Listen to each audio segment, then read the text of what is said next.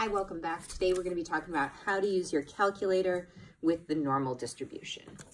So up until now, if you wanted to find a probability related to a z-score or a z-score related to a probability, you needed to go to your normal distribution table located at the back of any statistics textbook or found online.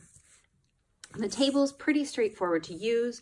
You find your z-score, the tenths are on the left-hand side and the hundredths are on the top, and then you find your probability inside. You'll notice that the probability inside is the area to the left of the z-score value. So it's pretty straightforward and easy to use as long as you have a z-score. But what if we don't have a z-score, we have an x value? How do we use the table? Well, in order to use the table with an x value, we need to convert from a z-score or from an x value to a z-score.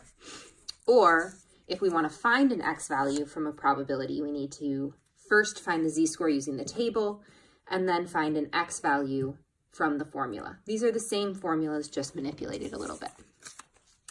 But the good news is our calculator can really help us out with this. So in this video, I'm going to go through the basic functions. And then in the next videos, I'll show you some examples of how to use this. So what if I want to go from a z-score or an x value to an area? The good news with this is that my calculator can do this all using the normal CDF function. So if I want to go from a z-score or an x value to an area or a probability, all I need to do is use my calculator. So I'm going to turn on my calculator and I'm going to hit second vars, which is distribution written in blue above vars, and I'm going to choose normal CDF. The normal CDF function takes me from a z-score or an x value to an area. So your inputs will be z's or x's, and your output will be an area or a probability. The good thing about this is that we can enter our parameters just like we want.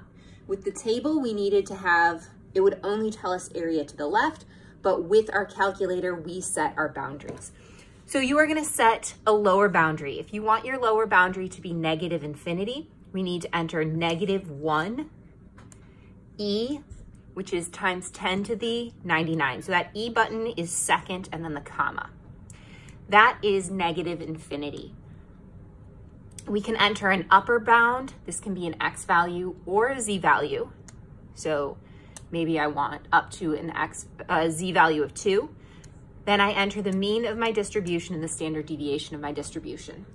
For a z-score, the mean and standard deviation are 0. So that is your left z, your right z, your, and then your mean and your standard deviation. Or you will enter your left x, your right x, the mean of that distribution, and the standard deviation of that distribution. So your lower limits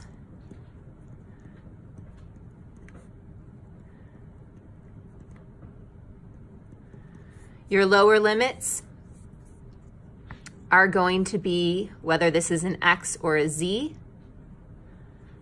and your upper limit is whatever this value is as well. We want to make sure that we're either working in the x or the z world, and these are the appropriate mean and standard deviation to go with your function. So I hit enter, and I get that the area to the left of 2 is 0.977. So this is great. It simplifies my process. I don't have to go to a table. I can easily find the area to the right by doing the same process.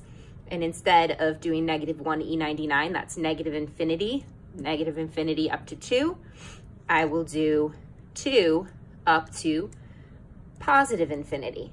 Same mean and standard deviation. and I get 0.0227.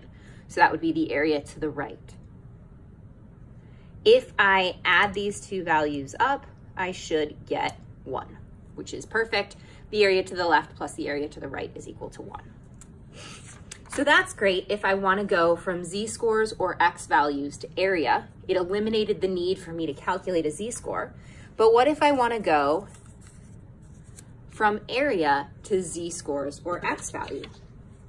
If I wanted to use my table, I would need to work from the inside of the table out. So I would need to find that area to the left inside my table and then use it. We're still going to need to find area to the left, but we're going to use inverse norm. So inverse norm is I'm going to hit the same second vars to pull up my distributions, and it's the third option, inverse norm. The inputs are area. This is area to the left. That means wherever your value is, it is this area. You may not use area to the right, you won't get the right answer. So let's say I know that the area to the left I'm interested in is 0.6. We need to express it as a decimal less than 1. I'm gonna find a z value here, paste, and I get that the z-score that relates to that is 0.25. So for an inverse norm function, we're inputting an area to the left and we're getting out a z-score or an x value. So what I just got out here is a z-score. If you don't have the updated operating system, you will put in the area to the left, and then you will put in either 0 and 1 if you want a z, or the mean and the standard deviation. Remember, 0 and 1 for the z. 0 is the mean of a z distribution, and 1 is the standard deviation. So let's say instead of having it give me a z value, I want it to give me an x value. I have my same area there, but let's say the mean of this distribution is 15 and the standard deviation is 2. It now gives me that value. If I convert from z to x, I'll get the same value. In the next video, I'll show you some examples of how you can use this.